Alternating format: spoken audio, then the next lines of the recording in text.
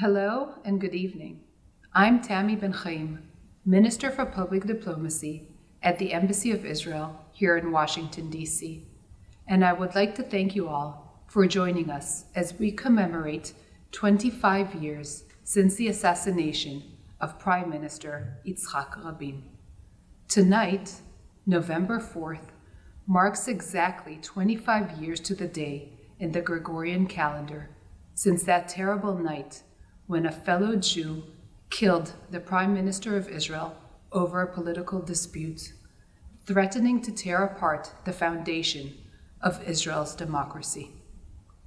We commemorate his death, one of the most traumatic events in the history of the State of Israel, every year. But this year, marking a quarter of a century, a passing of a generation, feels different. For many of us, Rabin's death marked a personal trauma.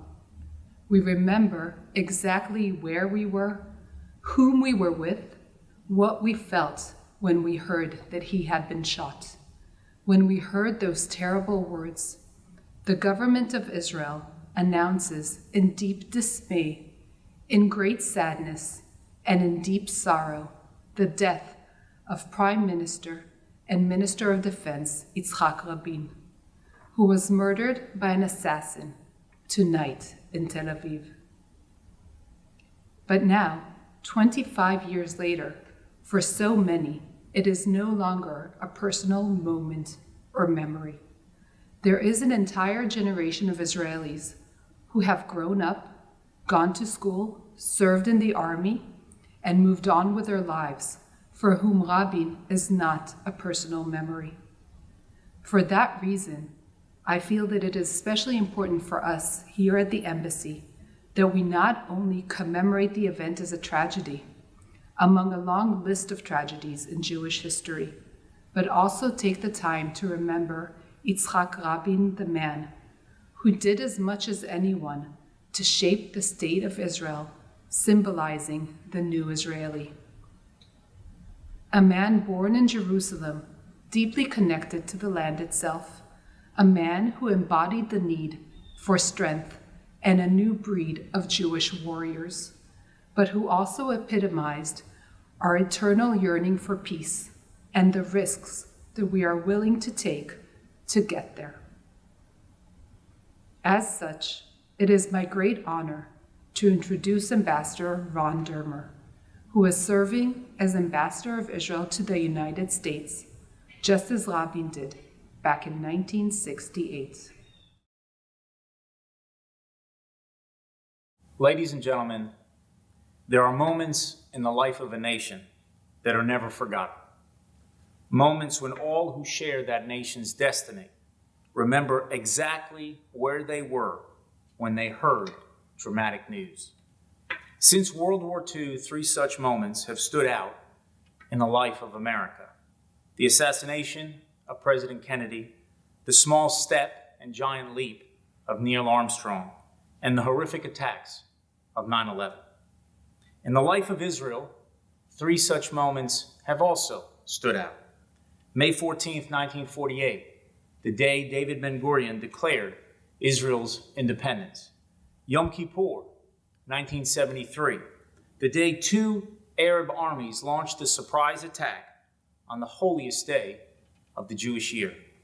And November 4th, 1995, the day a single Jew fired 3 bullets on the darkest night in Israel's history. When those bullets were fired, I was studying in my dorm room at Oxford University. A fellow student barged in and told me Rabin had been shot. My insides turned into a knot.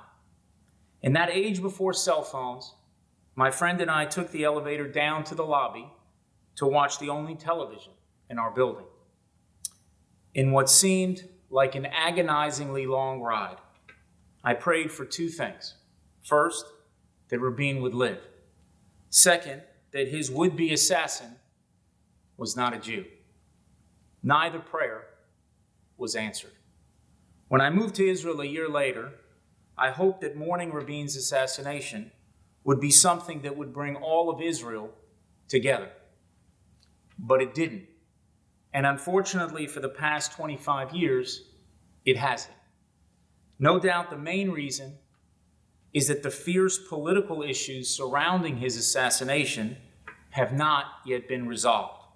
But for me, Rabin's assassination is about much more than the vision he championed or the motives of his assassin. For me, the tragedy is very simple. Yitzhak Rabin was the prime minister of the one and only Jewish state, and he was murdered by a Jew. The sages of our people tell us that baseless hatred led to the destruction of the Second Temple and the loss of Jewish sovereignty at the hands of the Romans. It took the Jewish people 2,000 years to return to our land and restore our sovereignty. And yet, within a few decades of Israel's rebirth, a Jew, a religious Jew, no less, murders the prime minister of Israel. Perhaps in time, the full extent of this tragedy will bring all Israelis together. You might think that if it hasn't happened in the past 25 years, it will never happen.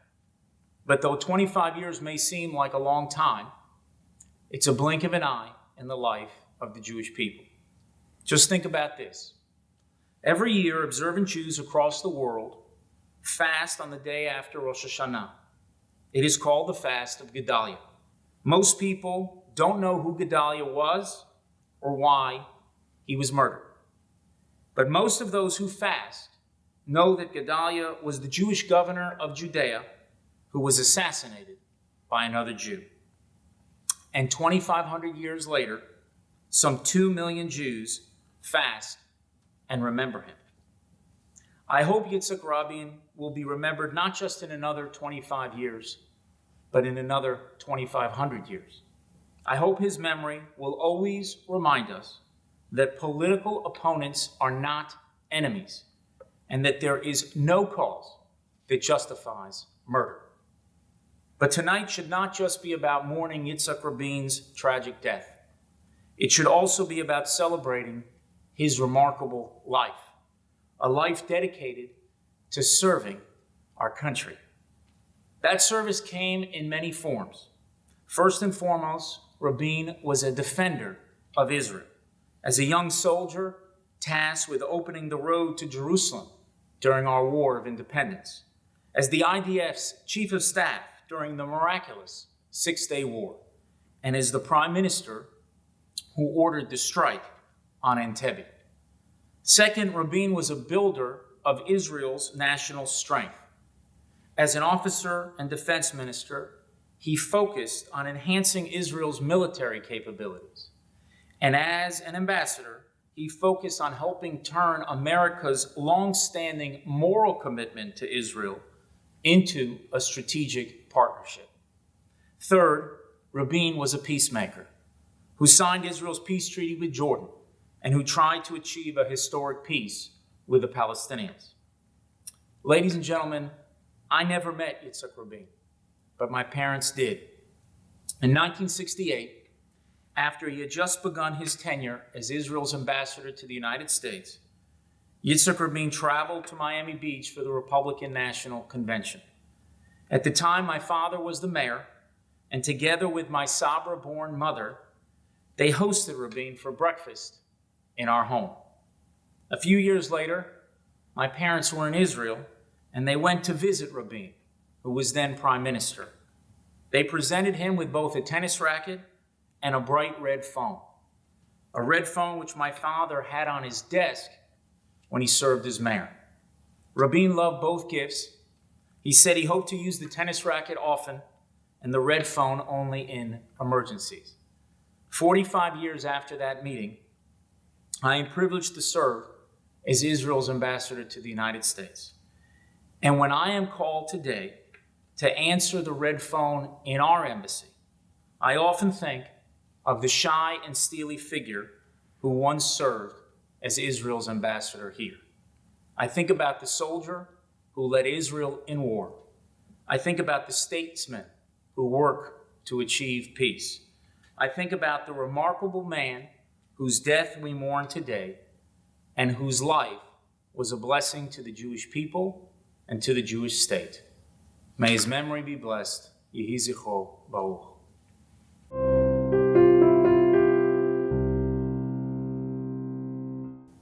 Senator Ben Cardin and Senator Rob Portman have introduced Senate Resolution 745, honoring the life and legacy of Prime Minister Yitzhak Rabin.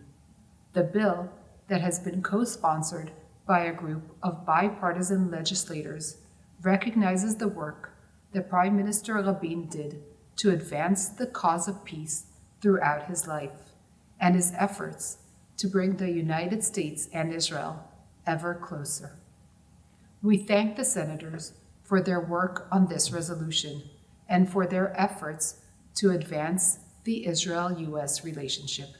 Shalom, I'm Senator Ben Cardin of Maryland, and I'm honored to join you to commemorate the 25th anniversary of the assassination of Yitzhak Rabin. 2.5 decades after his death, the loss of this war hero turned champion for peace still weighs heavily on our hearts. During a time of incredible violence, distrust, and fear, Yitzhak Rabin envisioned a future full of compassion and opportunity for Israelis and Palestinians. He devoted his life to achieving that future, teaching us along the way how to best address conflict through dialogue, openness, and civility. I am proud to have introduced Senate Resolution 745, honoring the life and legacy of this remarkable leader. Rabin's most precious dream, of course, was one that he never saw realized: 2 states, a Jewish state, a Palestinian state, living side by side in peace. It is our responsibility to carry on his legacy by keeping this dream alive. The special relationship between the United States and Israel remains strong and is a driving force in our desire to see a lasting peace in the region. It was Rabin who once said, "The one radical solution is peace." In his memory, let us keep striving together to secure a peaceful, prosperous future for all. Thank you. Hi, I'm U.S. Senator Rob Portman. I'm very pleased to be with you today to help honor the legacy of Prime Minister Yitzhak Rabin and his many historic accomplishments. He was a patriot, a man of great principles, and an accomplished diplomat who tirelessly dedicated his life in search of resolving the Arab-Israeli conflict and bringing lasting peace to the Middle East. It was my honor to join my friend, Senator Ben Cardin of Maryland, in leading a bipartisan resolution in the United States Senate honoring his memory. Today, as we commemorate the 25th anniversary of his untimely passing, we recognize his many notable achievements, including the signing of the Oslo Accords and the peace agreements with Egypt and Jordan. At the time of the signing of the peace treaty with Jordan, Prime Minister Rabin remarked that, quote, "There is only one radical means of sanctifying human lives, not armored plating or tanks or planes or concrete fortifications. The one radical solution is peace," end quote. For his efforts in bringing peace to both Arabs and Israelis alike, he was awarded the Nobel Peace Prize. Prime Minister Rabin's courage and legacy have lived on and are embodied in the recently signed Abraham Accords, where the United Arab Emirates and Bahrain joined Egypt and Jordan in normalizing relationships with Israel. The leaders of these nations embodied Rabin's principled courage when they took a significant step forward, forging a lasting peace in the region. We are already witnessing greater diplomatic, economic, and societal cooperation among these countries. The deepening of friendships and normalization of cultural relations will bring continued stability to the region and foster a secure peace for future generations. We are here today to honor Prime Minister Rabin's legacy, as well as the ongoing, enduring relationship between the United States and Israel. We are not only strategic partners, but we are true friends. Our relationship is deeply rooted in mutual interest, respect, and a shared vision for a free and democratic world where all are created equal. I have been a strong advocate for Israel during my time in government and will continue to do so in the future. It is genuinely heartening to see the Arab world now opening more to Israel, and I remain hopeful that more countries will soon follow that path. I will close with Prime Minister Rabin's last words, which are just as powerful and relevant today as they were 25 years ago.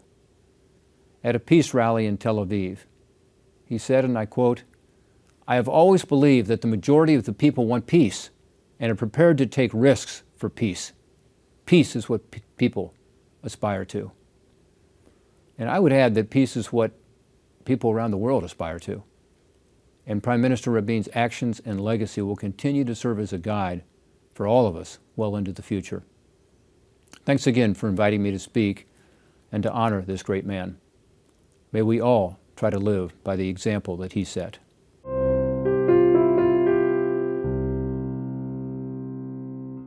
Hareut, the friendship. One of Israel's most well-known songs and a favorite of Prime Minister Rabin's.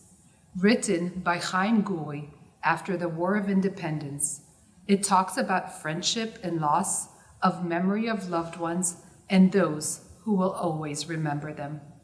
Sung by our very own Shiri Cohen, part of our embassy family.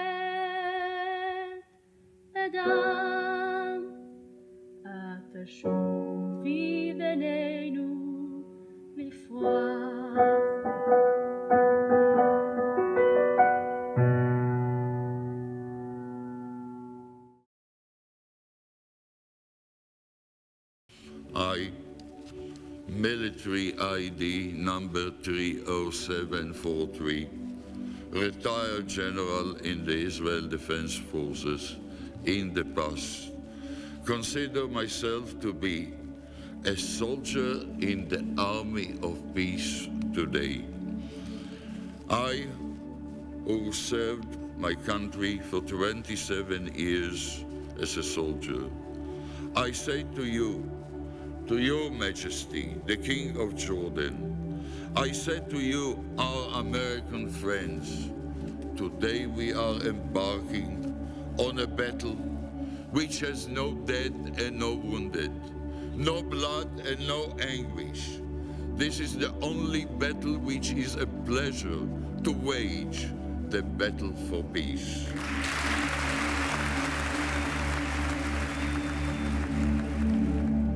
Our next guest, Ambassador Dennis Ross, is one of the people who knew Yitzhak Rabin best, as he had a chance to work with Rabin when he served both as Minister of Defense and as Prime Minister. Ambassador Ross has served in the State Department under 3 different U.S. administrations and was appointed the primary Middle East envoy during the presidency of Bill Clinton. Because of this, Ambassador Ross was highly involved in the peace process that would come to define Yitzhak Rabin's term as Defense Minister and his second term as Prime Minister. At many points, it was Ambassador Ross who was responsible for communicating directly with Yitzhak Rabin, and through this, knew a personal side of the man that most of the world never saw. Thank you for joining us here this evening to share your insights and reflections about Yitzhak Rabin. To open our discussion, can you please share with us the Yitzhak Rabin you knew and worked with, his personality traits, and the beliefs that drove him? One of the things I was struck by always about Yitzhak Rabin is that he may have been the most analytical leader I ever dealt with. And what I mean by that is when you would have a conversation with him, he would lay out exactly what he thought was going on. He would be very precise and systematic. It was not unusual for him to say A, B, C, D as he talked through an issue. One of the things I was always struck by with him was not only that analytical ability and a very logical mind, but if he had thought something through and you disagreed and tried to persuade him, you had no chance. He would not budge. He had thought it through. This is what he thought was right. But if it turned out that you disagreed with him and events later on proved that you were right and he had been wrong, he's the only leader I ever dealt with who would come back and say, you were right and I was wrong. And I'll give you one example of this. In late 1987, after the beginning of what became the first Intifada, he came to Washington, D.C. And he was meeting with, at the time he was meeting with Colin Powell, who was the National Security Advisor, and I was the senior Middle East person on the NSC at the time. And so I was sitting in the meeting, Rabin was there with the military attaché and Powell and me. And he was going through and explaining how what was happening with these Palestinian riots, it would go away soon. It wasn't sustainable. Israel would exert pressure on them and it wouldn't last. And I had just traveled throughout the West Bank not long before. And I said to him, I disagree. When I was there, I found a level of frustration and alienation I really haven't seen before. And I think you're going to find this is much more deeply rooted and it's not simply going to disappear. And he said, no, you'll see. I saw him a couple months later in Israel. And one of the first things he said to me was, you were right and I was wrong.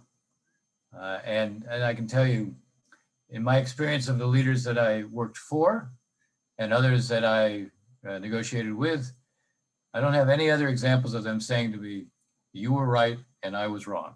And that was Rabin. Rabin was intellectually honest. Rabin was the kind of guy who couldn't tell a lie to begin with. But in addition to that, he was honest with himself. And that was something that always came through. One other point I want to make, I would see him on Shabbat afternoons at his home on Rav Ashi in Ramat Aviv. And when I would see him, and this was this was a pretty regular occurrence when I was in the region. We would meet during the course of the week, and we would deal with whatever the issue was. In the negotiations, I would be raising what I was doing with Arafat or what I was doing with Assad, trying to get, talking about what I thought it was important for Israel to be doing. He would raise what he thought we should be doing, and so forth. That's what would take place during the week. But when he would want me to come and see him on Shabbat afternoons, frequently it would just be the two of us, and he would want to talk about the region much more broadly. He wouldn't want to talk about the specifics of what was going on. He'd want to talk about, from a strategic standpoint, what were the bigger issues? And he would give his impressions, and he would sort of solicit mine. And this was a kind of, again, it was a reminder of who Rabin was. Rabin was constantly looking at reality and trying to understand it. This was a person who was extremely practical, but he also saw reality as it was, and he tried to understand it as best he could. Even if it was a reality he wanted to change, he felt he needed to understand it first. And he was not someone, I would say, he was not only intellectually honest with himself, he never kidded himself. He never pretended things were better than they were. Thank you, Ambassador Voss. You mentioned that Rabin was an analytical person, and he solicited advice and was thinking about the region. We know that he looked at Israel and its neighbors and the whole region. What parts of his analyzing or vision about the challenges facing Israel, about what should be done, are still relevant today? Well, one of the striking things is I recall a public speech he did in December of 1992, which was also reflected in a lot of our private discussions. He was very preoccupied with Iran. He saw Iran as the greatest threat within the region. He was already raising the nuclear issue as a source of concern. This is December 1992. But he was also looking at Iran as a source of great instability in the region, a supporter of terror, an effort. He saw them trying to subvert Arab states. He saw, in other words, he saw Iran not just as a threat to Israel, but a threat within the region. And he saw at the time, we talked about what could be done with Arab states. Now, this was before he made peace with Jordan. Obviously, peace with Egypt existed. But he was looking at those Arab states that were also going to be threatened by Iran. He was acutely aware of their subversive efforts.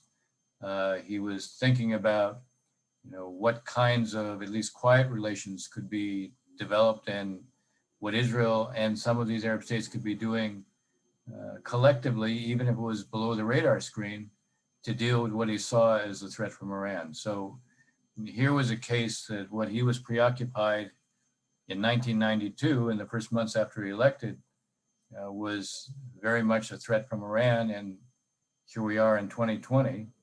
This is literally, we're talking about 28 years later, very much still focused on very much the same issue. He was acutely aware that this was a threat that was going to grow. And that's why he felt there needed to be steps taken at that point to try to minimize it. May I do a big switch, and for our final question tonight, ask you something more personal about the moment that you heard about the assassination of Prime Minister Yitzhak Rabin. Could you share with us, where were you? How did it affect you then? And what do you carry with you still today from that moment? Yeah. Well, first I'll say it's a moment that frankly has never left me. I remember everything about it. Now, what's ironic is it was a Saturday morning here, and I had to take one of my kids to the dentist. And so I was coming back from the dentist's office, driving back, and I was paged. And it's a Saturday morning, nothing was particularly going on. This was 6 weeks after we had finished the interim agreement. No implementation was going to take place, until at least another month. So there were no pressing issues. And I figured, this is just I'm being paged. I'll wait. I won't call while I'm still in the car. I'll wait to get home to call. And I walk in the door, and my wife says, "Look, they're calling nonstop for you." And she says to me, "Rabin has been shot." And I was almost in a state of shock over that. So I called in, and by the time I called in, I was told that, and I was talking to Secretary Christopher, and he said, look, Rabin has died. So I was immediately dictating the statement that we were going to make, and also going through, or a decision we'll have to make about the president going to the funeral. And I was doing it almost by instinct and reflex. But as the more I was describing, and more I was just dictating and describing who he was, the more I was overcome with emotion. And it was the first time my kids ever saw me cry. It was, it's to this day, it's still hard for me to talk about. Yeah, no, I got chills, and I started remembering my own, the personal moments, and I think it will be, as you said, in our hearts, in our minds, for the rest of our lives, perhaps. Thank you so much for joining us this evening, and for your very interesting analysis, and for sharing with us. Thank you, Ambassador Ross. Glad to do it. Thank you for having me.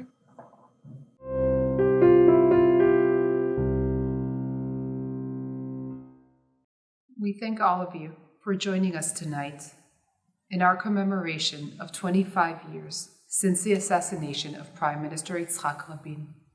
We honor his life and his legacy, and his path in attempting to achieve peace. May his memory always be a blessing. Toda v'shalom.